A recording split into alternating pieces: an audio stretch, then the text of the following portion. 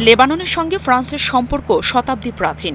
ঐতিহাসিক এই সম্পর্কের মূল ভিত্তি ছিল লেবাননে খ্রিস্টান সম্প্রদায়ের সঙ্গে ফরাসিদের সাংস্কৃতিক ও রাজনৈতিক জোট। প্রথম বিশ্বযুদ্ধের পর এই ম্যান্ডেট লেবাননের বর্তমান সীমানা নির্ধারণ করে এবং ফরাসি সংস্কৃতির বিস্তার ঘটায়। স্বাধীনতার পরও বৈরুতকে বলা হতো মধ্যপ্রাচ্যের প্যারিস।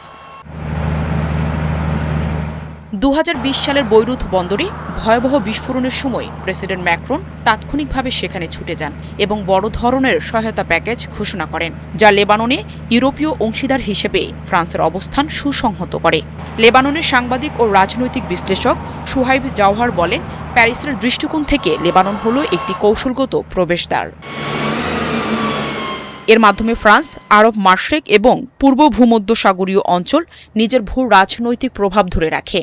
তিনি আরও জানান, ফ্রান্স চায় না লেবাননের সেনাবাহিনী, সরকারি প্রশাসন বা কেন্দ্র ব্যাংকের মতো রাষ্ট্রীয় প্রতিষ্ঠানগুলো ভেঙে পড়ুক, কারণ সেখানে কোনো ক্ষমতার শূন্যতা তৈরি হলে তা প্রতিদ্বন্দ্বী আঞ্চলিক এবং আন্তর্জাতিক শক্তি ইরান বা রাশিয়া দিয়ে পূরণ হতে পারে।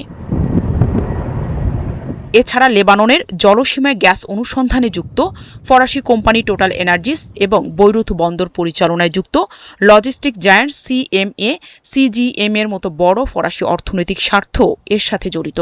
তবে হিজবুল্লাহ এবং ইরানপন্থী দলগুলো ফ্রান্সের এই ভূমিকাকে সন্দেহের চোখে দেখে। তারা একে নিরপেক্ষ কূটনীতির চেয়ে পশ্চিমা প্রভাব বিস্তারের চেষ্টা বলে মনে করে। তবে লেবাননে মার্কিন অতি সক্রিয়তা ফ্রান্সের জন্য গভীর উদ্বেগের কারণ হয়ে দাঁড়িয়েছে এখন, বিশেষ করে ট্রাম্প প্রশাসনের আমলে, যারা প্রচলিত কূটনৈতিক নিয়মকানুন খুব একটা পরোয়া করে না। সেখানে ফ্রান্স চরম কোনো পদক্ষেপ না নিয়ে স্থিতি অবস্থা বজায় রাখার নীতি পছন্দ করে। লেবাননে প্রভাব ধরে রাখতে শক্তি প্রয়োগ বা কঠিন রাজনৈতিক অবস্থানের ক্ষমতা সীমিত হয়। ফ্রান্স এখন মূলত সফট ডিপ্লোমেসির উপর নির্ভর করছে। বিশ্লেষকদের মতে, লেবানন ইস্যুতে ফ্রান্স এখনও ওয়াশিংটনের সঙ্গে সরাসরি প্রতিযোগিতায় নামতে চাইছে না, বরং তারা প্রমাণ করতে চাইছে লেবানন ইউরোপ এবং আন্তর্জাতিক মহলের মধ্যে যোগাযোগের জন্য ফ্রান্স এখন একটি অপরিহার্য মাধ্যম। প্যারিস মূলত লেবানন ফাইল থেকে নিজেদের সম্পূর্ণ বাদ পড়ে যাওয়া ঠেকাতে তৎপর।